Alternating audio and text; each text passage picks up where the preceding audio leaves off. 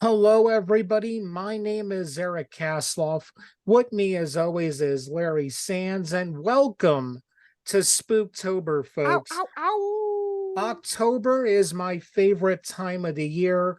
Fall is my favorite season, but right now, I just love that, all the normal people are finally watching horror movies, and people like me get to look down on all of you for only watching horror movies during October.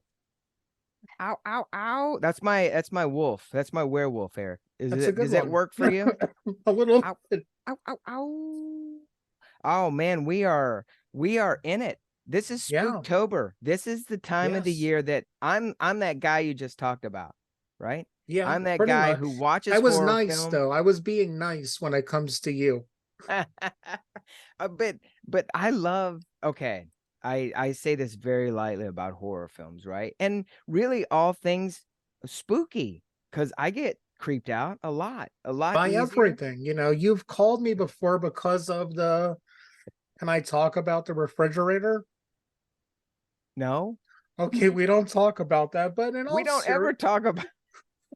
in all seriousness, my favorite thing about this time of year and the month of Halloween is, well, one, Halloween starts in September, but Yes, it's because the dual nature of Halloween, how there's the full on scary, but then the cute, funny Halloween. How, you have both going on at the same time, and that's so awesome about it. right, right. And I absolutely kind of agree with you. I think mid-August Halloween starts. I think I but for real, like September does kick off. And and I am very, very excited, Eric, because Yeah, talk about our guest, Larry. we have probably one of the most well-known, I think, like haunted house locations to be on our show so far, I think. And this is located here in San Antonio, Texas. It's Victoria's Black Swan Inn. And I am so happy and honored to introduce the owner of Victoria's Black Swan Inn, Joanne Rivera. Hi, Joanne. Hi, Oh, Joe. How Boris. are How are you? you? I'm great. How are you? Good. Doing Thank you good. so much for coming on. Oh, you're welcome. I Yes. survived the paranormal fest, so Okay, that's a that's good always thing. good. Yeah. It's very good. So, Joe, tell us a little bit about the Black Swan and how long it's been around. Well, the house itself has been here since the late 1800s, early 1900s is when all of the additions began, probably around 1920, 1930. I've been here for a little over 30 years, but the home itself is built on the grounds of the Battle of Salado, which was fought here September 18th, 1842. So we're like right at the anniversary of the battle. Um, we're on a prehistoric archaeological dig site. We have found artifacts dated between 1000 and 3000 BC.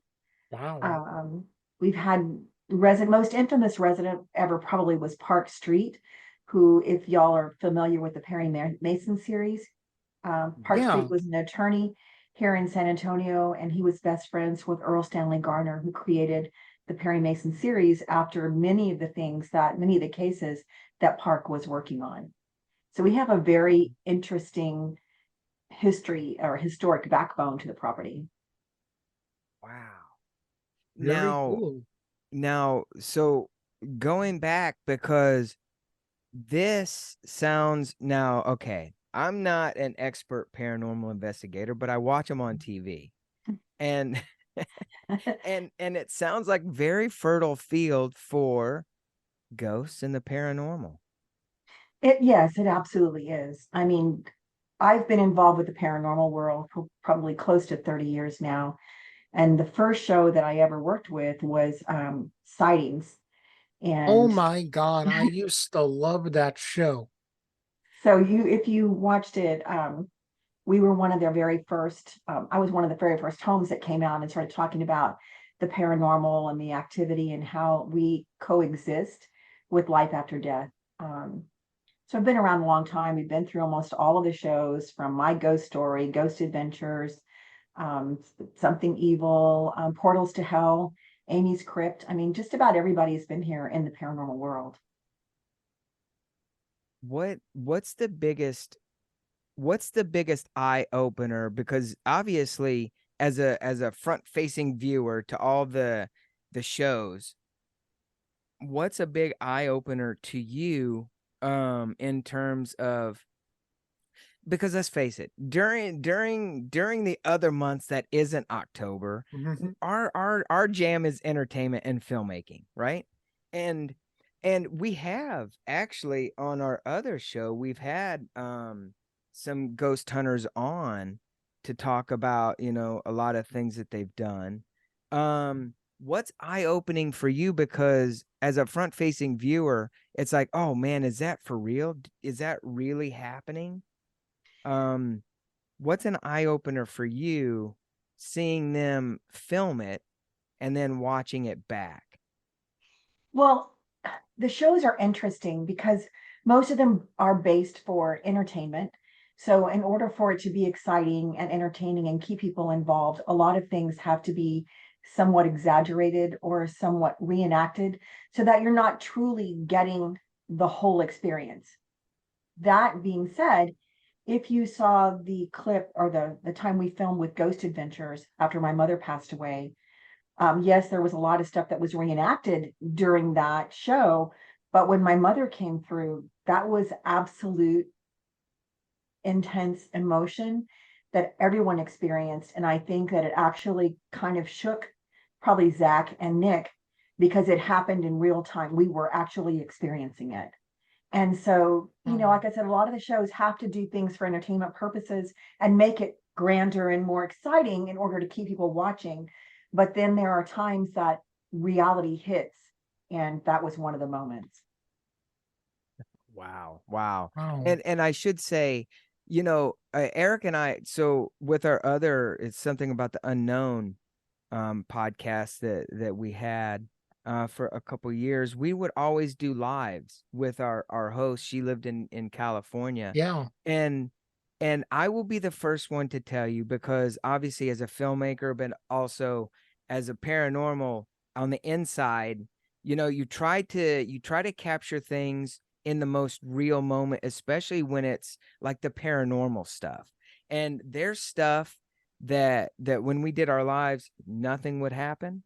Other times there would just be all kinds of things happening. And to try to put that in a story form, much like what you get with all the big, the ghost investigation story, it's really hard, because your TV audience isn't just going to be like, well, there's nothing going on, I can't believe this is a waste of, however long my lifespan is during this show. And so there's a fine line. But I kind of got the chills when you were talking about your mom, Joe, Yeah. and showing up. Um, I can't imagine being on TV, being captured, and something like that happens. It was That hard because the backstory, my mother had just passed away in October, and they were filming in February. And although my mom and I, she was with me almost every single day, and we had a code word because I would laugh and tell her, mom, if when you pass away, I'm still going to be talking to you, but I want to know that it's you. So let's have a code word that no one else knows. And honestly, not one other person, not even a family member, knew the code word.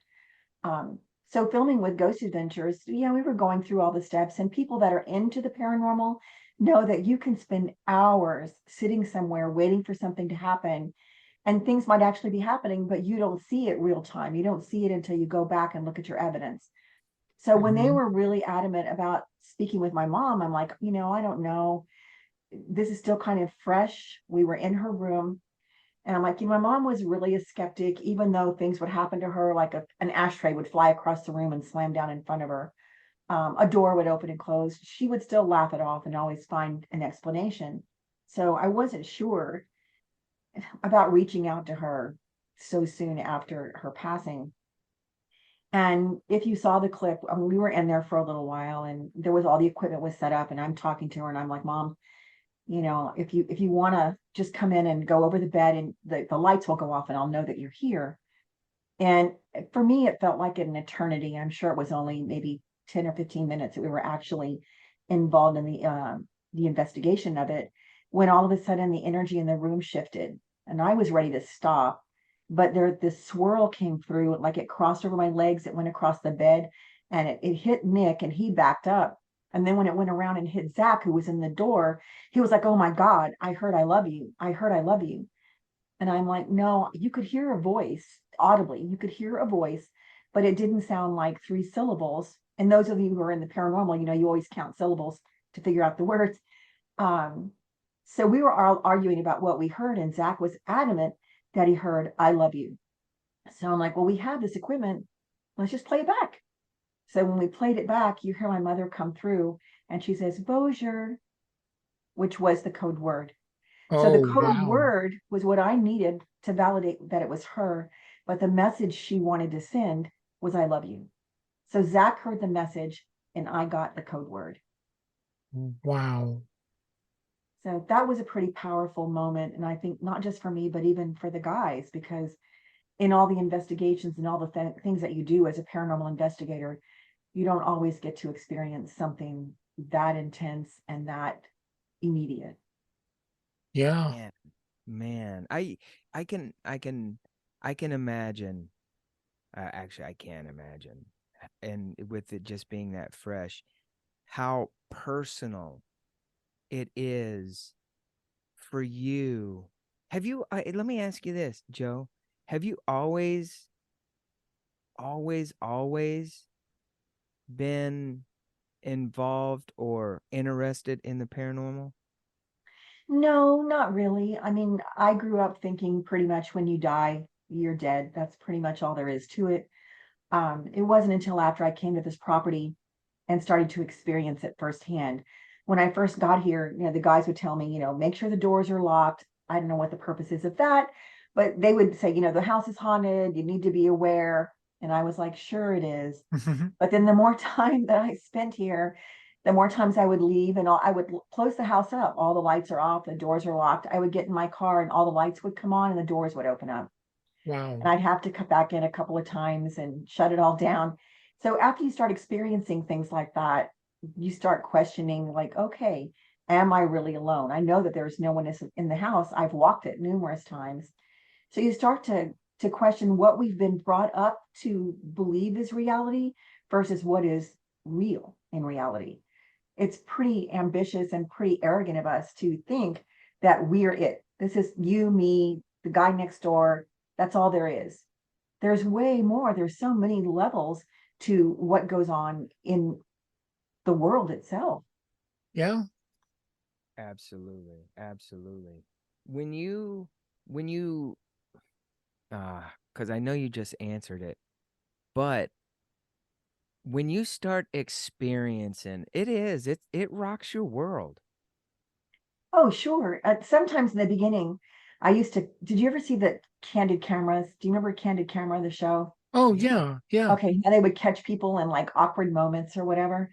And so to me, it would feel like a candid camera moment. Like I'd be downstairs, it's 5 o'clock in the morning, and all of a sudden I'd hear a woman say, "Hello, hello." And I'd be calling out, like, "Come down the hallway, I'm down here," before I would think about, wow, it's 5 in the morning.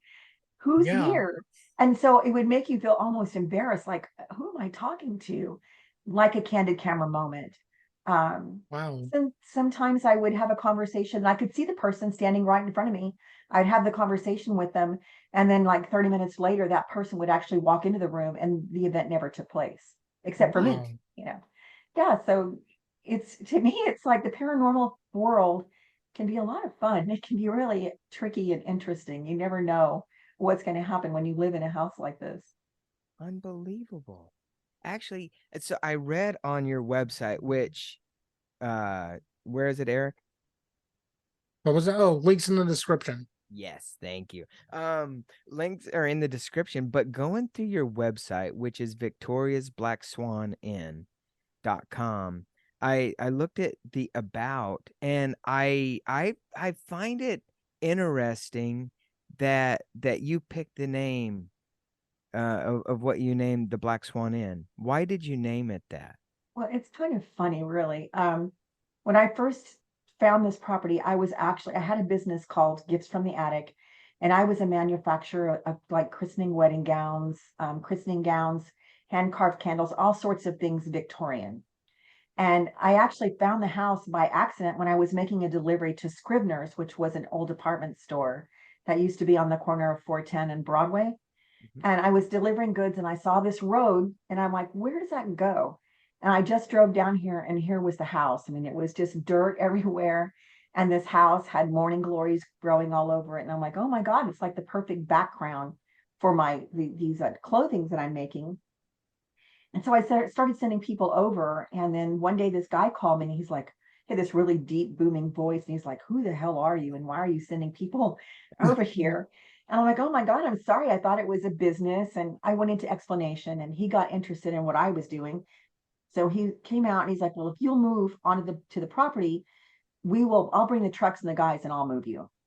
And at that time I was in a mall and it was time to leave. I either had to renew my lease or get out. And of course, who wouldn't want to be here versus being in a mall? Yeah. So I moved here and then inadvertently the property, then I found out it was for sale and that's a whole nother story.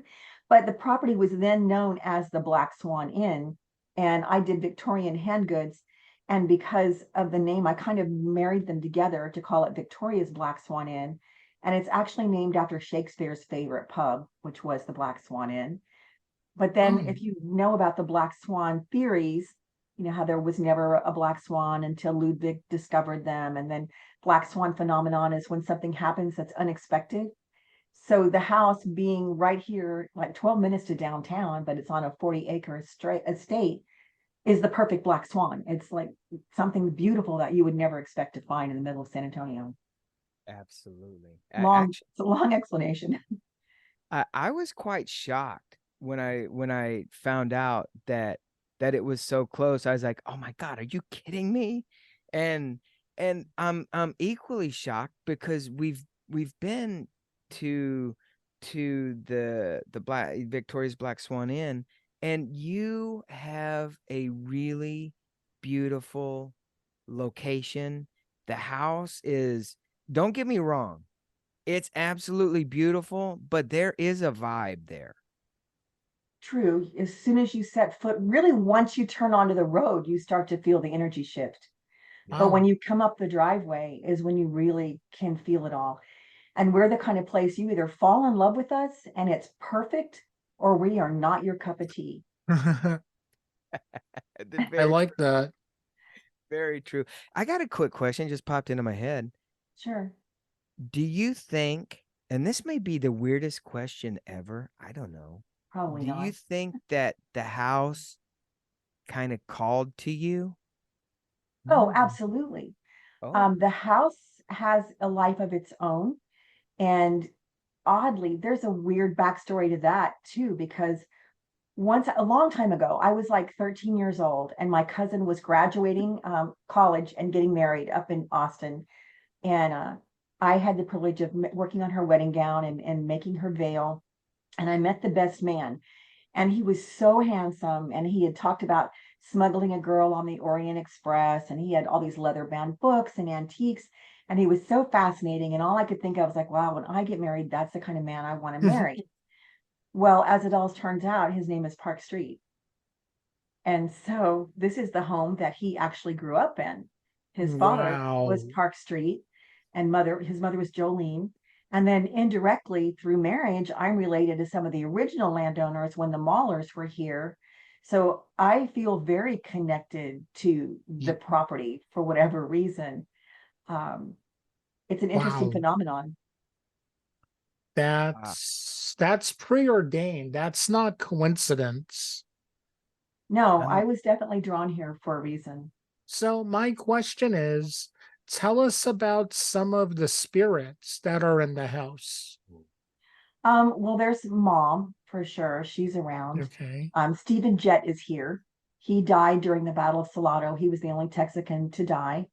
He's kind of a playful old cowboy. Whenever he's here, he's the one that likes to turn the lights off and on and shut the doors, or, pat you on your bottom. He has this old kind of laugh, like he goes, whenever he's here, for lack of a better way of imitating him. But it's like this old cowboy raspy voice. And sometimes he'll come through and he'll talk. One time he came through and I was asking him if he had seen one of the investigators. We had a sweat lodge on the property. And I asked him if he had seen her in the sweat lodge. And he's like, yep. And I'm like, well, you're not supposed to be down there. It was for women only. He goes, and I'm like, did she get sick? Did she get drunk? And he's like, yep. And she's like, no, I didn't. And he said, Wow. South by Southwest. So he had followed her to South by Southwest, where she had actually gotten really drunk, and he had seen her, so Wow. it's an amazing piece of property. I don't even know how to explain to you all the things that happen here. Man, unbelievable. Now, when It- it comes to the spirits, from what it sounds like, they're more comforting and, for lack of a better word, good spirits. Well, for the most part, I mean, my theory, you'll hear a lot of investigators talking about demons and so forth and so on. A lot of times I'm like, the spirits are aggressive, but they were probably aggressive in real life too. If they were angry in real life, they're probably still angry, whatever the issues were.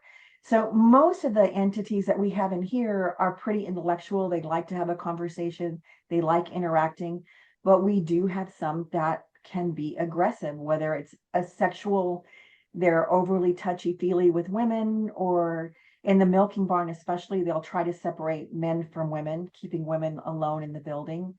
Um, if you provoke, like I ask people, please don't provoke anything that you wouldn't want to have in your home, because we still have to stay here. But we have had people come and provoke and say, well, if you're so tough and you're so big, why don't you hit me? And then when they get hit, and I've seen it happen, then they're dumbfounded. And I'm like, it's real time, you guys. Just because you can't physically see them doesn't mean that Yeah. their energy is not right here. And if you're disrespectful, then you're going to get disrespect in return. It's like, they don't understand, like what you said perfectly. Just because you can't see it, they feel, well, I'm going to prove that this is fake. Right. But no matter what, if you disrespect someone to their face, living or dead, you're going to get punched. Absolutely. You're going to get what you provoke. And then also you have to understand, with the spirits that are attached, it sounds like, because of, where you're located in Texas, there's probably a lot of cowboy spirits, I would guess, hanging around the place.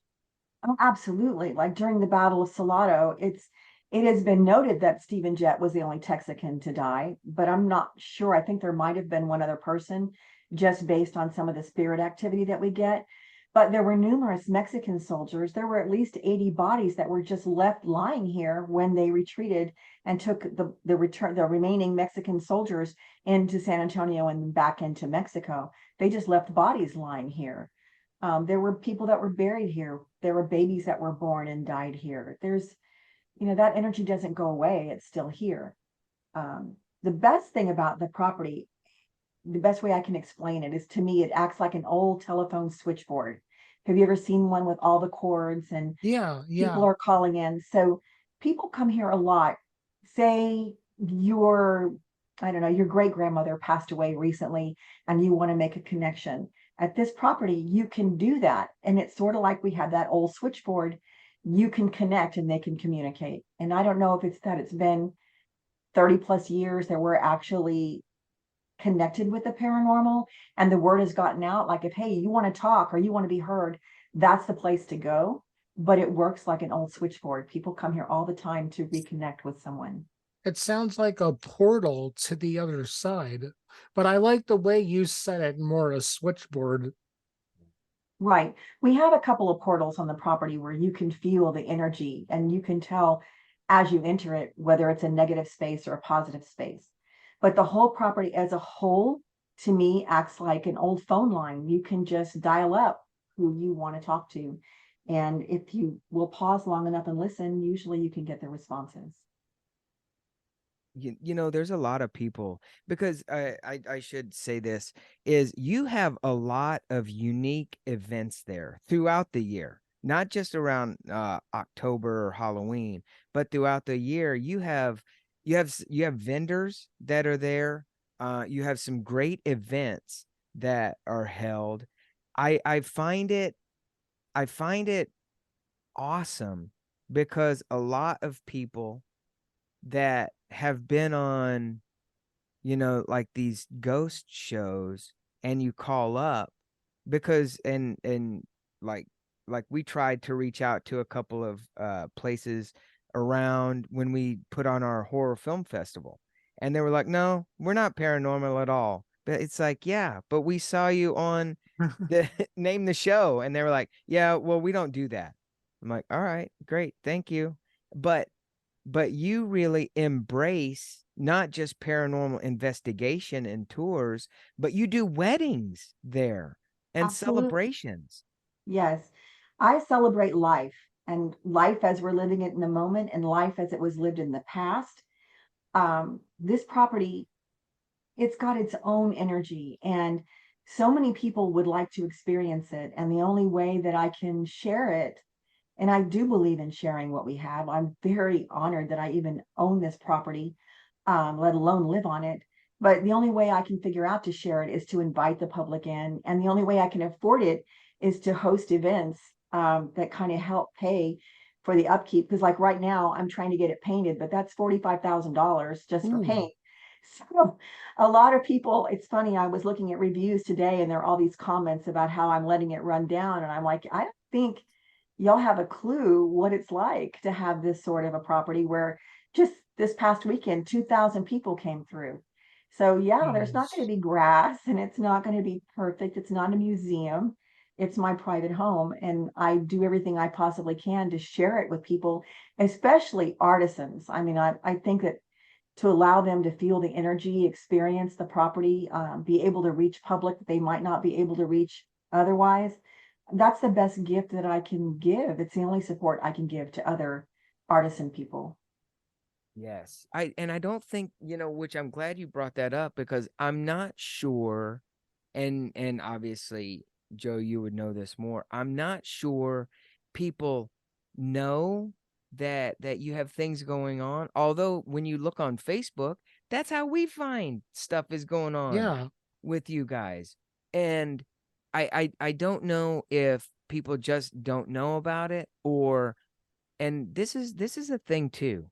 And I don't know how you feel about this, Joe or Eric, but people, when you have a haunted house, they think that it's just a total straight up haunted house. They don't want to go, they don't want to visit. And this probably couldn't be further than the truth. Because it's a beautiful property. It's a beautiful location, and all the artisans that are there are absolutely amazing to talk to. I think some people just get hung up with the fact that it's haunted or paranormal. Is that a true statement, Joe? Well, I mean, a little bit. I think what, in my case here, people expect the property to be more like a museum. They want it Oh. to be more like a park. They don't understand that this is a private home. I'm a single mom. I do all this myself, from digging in the dirt to plant a plant to watering to scraping the paint to doing the dishes, even when I have 300 people. I'm Oh. here, I'm hands on. And a lot of times I'll read reviews that, oh, it's abandoned, it's run down, the owners don't care. And I'm like, that couldn't be further from the truth. I love this and I do everything I can to help preserve and educate and share. It's just that some people, they don't get it. I mean, they think that, oh, it's abandoned. It is definitely not abandoned. I'm like, if you're here, you've seen us somehow on Facebook or a television show, or you picked up a travel book. We're in almost every travel book about San Antonio and South Texas. Then you Oh. know it's not abandoned. You know it's a private home. So yeah, there might be a baby stroller stuck behind the piano, or yeah, it's a little dusty, but I have 12,000 square feet to keep up with by myself. Yeah. I fought the city. I don't know if you remember, but the road was closed for almost 5 years, with the Saws project and the Rittiman Bridge project. And it's a constant struggle to survive in business these days and to hold on to the property to continue to share it, which is absolutely what I love to do. I feel like that's my purpose. Yeah. So Yeah. You really are. It gets lost because when we did our horror film festival, horror paranormal film festival in Illinois, Nauvoo, Illinois, with uh, it was oh, absolutely amazing. Yeah. Because that is just a little beautiful little house in Nauvoo, and you wouldn't think that it would be haunted. It is. We did an Oh, trust me, I know. Oh, Eric. Oh man, Eric freaked out. Well, we all did, so it's okay. But he Yeah. he he was a little bit more vocal. Yeah. Um, but really, Joe, you are the epitome of a small business, but you have such a unique small business because again, I think it's much like filmmaking. You watch Entertainment Tonight, you watch all these shows, and they make things look so pretty. They make being an actor look so pretty and a filmmaker look so pretty. And then you become an actor, you become a filmmaker, and you really get how hard it is because it becomes a career and a job. But same way with, from what I am hearing, same way with you and even small business owners, because when you put a romanticism to it, and some people have museums and some people live there, it makes it all the more difficult, and people really they don't have time to connect how real this is, for you, because when they come to visit, it's just a haunted house. To you, obviously, it is your home, but it's a badass, kick-ass home Mm-hmm. that you do amazing events at. thank you. Yeah, I tell people if you want to be really, really scared, if that's what you're looking for, then you need to go to our sister property at Yorktown Hospital. That's terrifying. Here, the Black Really. Swan Inn is more intellectual. It's more about having conversations. It's more about making real connections. Um, when it comes to small business, it always amazes me that people can go to, and not to knock McDonald's, but you can go to McDonald's or Whataburger and you can go through the drive-through and your meal will be wrong every single time, but you keep going back and you don't bash them. If you go to a small business and something doesn't go your way, all of a sudden they're bashing all over the using Facebook or whatever, and they don't really understand the ramifications that it has long term. Why would you blast a one-time incident at a small business versus when you continually support places like Walmart and McDonald's and Chick-fil-A, Whataburger that make mistake after mistake after Mm-hmm. mistake, but you still go back. It's Right, like right, some right, people don't right. get it. It Yeah, should be the other way around. Oh, exactly. absolutely, absolutely. And I Exactly. think sometimes that they think the paranormal world, like our home, it should be like a parlor trick, that everything should happen on demand. And it's not like that. You're living with real people. I mean, spirits are still real people and they do things like real people do, just on another level. Yes, I yes. guess it's because people are so used to going to the attractions, that pop up. And then when they go to an actual haunted location, they're expecting the jump scares and everything they get at the fake stuff.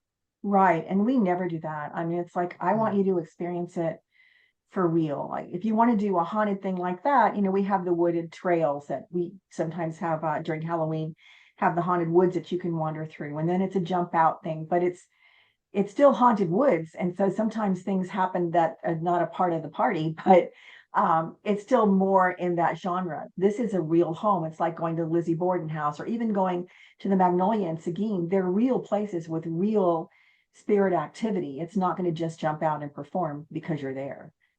Right, Mm. right, right. Which goes back to, I think, well, when you have investigations, and these are normal paranormal investigators, well, I say this, when they come in, I even know to expect nothing could happen. But when, like you had mentioned, they start provoking these things. I mean, and you guys live there. This is why it's a true unique location. Is it's not only all these things with events and paranormal investigations and tours, but you guys actually live there. And it's hard. I know it's very hard, and I absolutely know the difficulties. All the more reason, but you could tell somebody 10,000 times, look, who knows what's going to happen? Who knows, if there's going to be any kind of, experience that you guys will have. That's my disclaimer, so live with it. But you still have people going, well, nothing really happened, nothing this, nothing that. And man, Joe, it drives me crazy for you, and I'm not even part of it. It doesn't happen so much with experienced paranormal investigators because they know that they have to go back and review evidence. They know that they could be sitting there for hours and nothing is happening to them physically, but it's what they record. Versus people that are just dabbling or starting to, be curious about it. They don't really understand how everything works. So that's kind of the hard part, is trying to have an educational side, which we do. I work a lot with the Curious Twins, paranormal and ghost tours. And Fred and Stephen are really good historians. They do a lot of research. They have all their background information. So I rely on them a lot to do tours of the property because they can actually educate people, and it's not as personal. I get offended. Oh my God, you didn't dust, or you could clean up better, or why is that What? junk car there? Whereas they keep it very on an educational level, and it's not as personal for them. Right, right. Yeah. I mean, and it makes sense. There is that you have to separate that, and boy, I know. One of the things that, looking on your website, you have what I think is probably one of the coolest things. You have slumber knot parties. I love Oh the yeah. name. What in the world? That sounds like, especially at a haunted location, you can actually spend the night at your place? Yeah, Or, but we're not a bed and breakfast. So what it is, the way I came up with the slumber knot party was for people that were curious about the paranormal world and didn't have any idea on how to start. So we do a slumber knot party where they book us. It's like $750 for up to 10 people, and they book the property out for the night, and we give them kind of a walking tour through the property. Sometimes they'll ask for like the twins to come in with equipment and share with them how to actually do an investigation. But it's an opportunity for people to experience what it is to be on this property at night, all night, and they can camp on the grounds, or they can just stay Wow. up wandering. And if they make it through the whole night, we give them a certificate saying that they survived. But That most of the is time, so they cool. don't make the whole night. So I'm reading on here. General checkout is what, by 8 a.m. on your website? I'm like, yeah, right. yeah. Midnight. So they try, yeah, sometimes midnight. I tell them at least try to stay till like 3 o'clock in the morning when it's really quiet and you've gotten used to the property and you can really feel what's going on. But a lot of them, once things start happening, like if they get scratched or touched, or there's an energy transference of any kind, they're out. That's more than they wanted to deal with. Oh yeah. Oh yeah. I can go with that jam. I'd probably be like, hey, I left something in my car.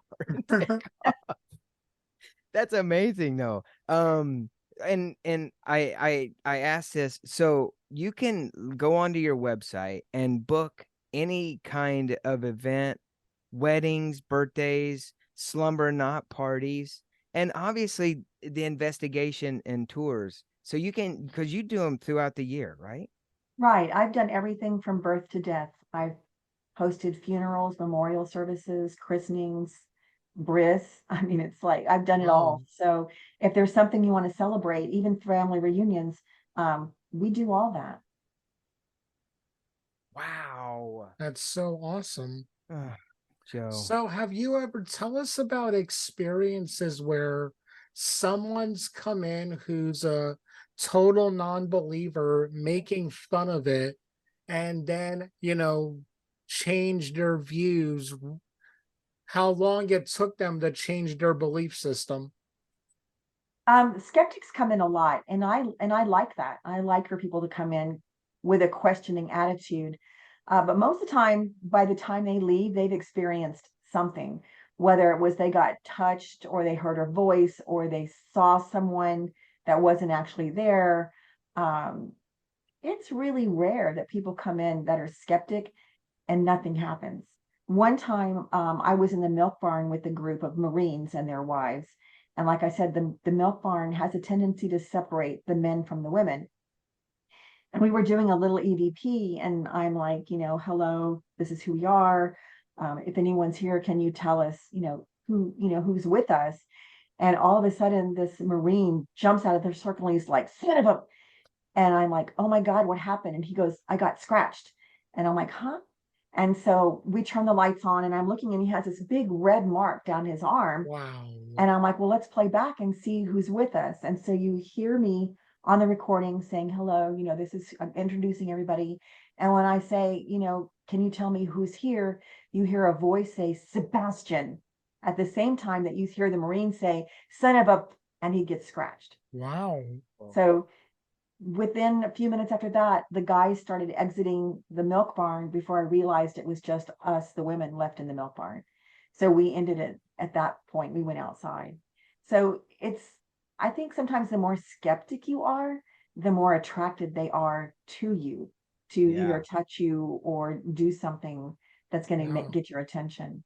Yeah. Yeah. Everybody listening to this right now that is thinking about going to the Black Swan, they're gonna be like, okay, I believe, I want to believe, so they're gonna leave me alone.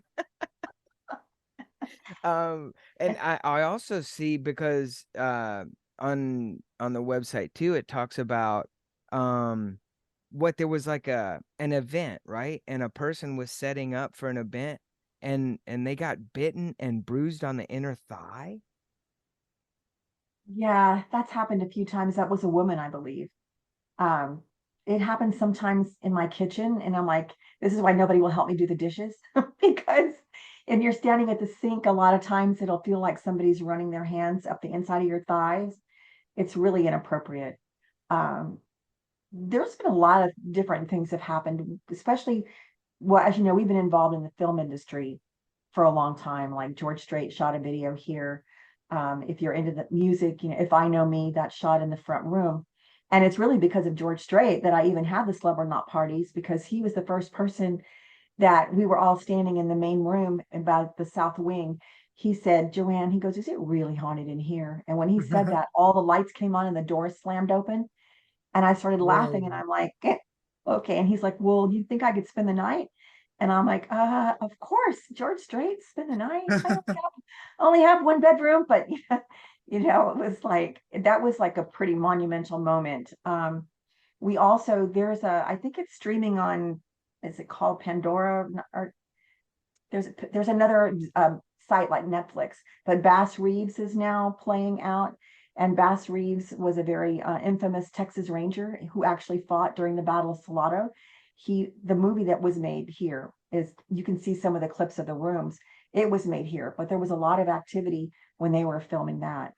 There Wow. was a movie called Return to the Hiding Place, which was extremely difficult for me because it was recounting the Holocaust and the students of Holland, how they were hiding Jews. And so having the house stormed by Nazis in full uniform was a little difficult. And that Oh caused a man. lot of activity to happen in the house when that Wait, was going Return on. to the Hiding Place. I know the first one was about Corey Ten Boom. Is it the same story? I believe so. Yeah. Okay. They just kind of continue on with it. Um, so there's a lot of where we overlap with film and then things that happen when, in fact, I think when Sightings was here, when they were filming, the sound guy was holding the one of the boards and they were asking me like, well, what happens? And I'm like, well, sometimes you'll hear knocking on the walls. And about that same time, there was a knock on the window. And then the guy that was holding the soundboard got an electrical shock and he threw it at me when he got a shock, Whoa. and he was freaking out because he was like, that's impossible because it's a contained system. It can't do that. Yet it did. So the paranormal world is amazing, really. Yeah. Wow. You know, Joe, one way that people can experience this, and they really, Austin, you're not so far away. South Texas, come on, Yeah. come visit. The only way that you're going to find out really what real paranormal is, as far as I know, in and around San Antonio, South Central Texas, is here at the Victoria's Black Swan Inn. Wow, Joe. I mean, and this is crazy to say, as much as this sounds awesome and amazing, I'm sure for you it's like just an everyday thing. Yeah. It's like an old hat to you. Yeah. To an Yeah. extent, I say this is where the metaphysical meets the paranormal, because Hmm. we've got such energy here. But if you come, when the next time you come, sit out front and take your shoes off and put your feet on the ground, and you will feel the vibration. The energy here is intense, and it's definitely where metaphysical meets paranormal, because it's a spiritually healing property at the same time that we have all of this paranormal activity. Wow. Wow. Wow. Very, very well said. Joe, I have a feeling that this has been a fast episode. Hour went by Yeah. quick, huh? This has been super fast, and man, there's got to be like a part 2 coming up. I Oh, know there definitely. is. Yeah. Joe, you're absolutely amazing, and you have an equally amazing location and an Thank you. equally amazing life that we really have just touched on. And We I haven't would even love, scratched the surface yet. oh yeah, I would love to have you back on and talk Anytime, to you. just let me know. Now that I know how to work the Zoom meeting thing, except for the Yeah. camera doesn't like me, but okay. Actually, that's weird that you say that because, and in October we're gonna have unexplained cases on, but we were talking about the Men in Black and Well, aliens, and no joke, every time we said that key word, I'm afraid it might go off, but Yeah. the Men in Black are my audio would blink off and I'd have to jump back You on. would get kicked off Yeah, sometimes. yeah, It got yeah. to the point, I got to admit, one time, the very last time, because it would happen all the time. It didn't happen for a couple seconds, and to keep the bit, to keep it going, I kicked Larry off without him knowing it.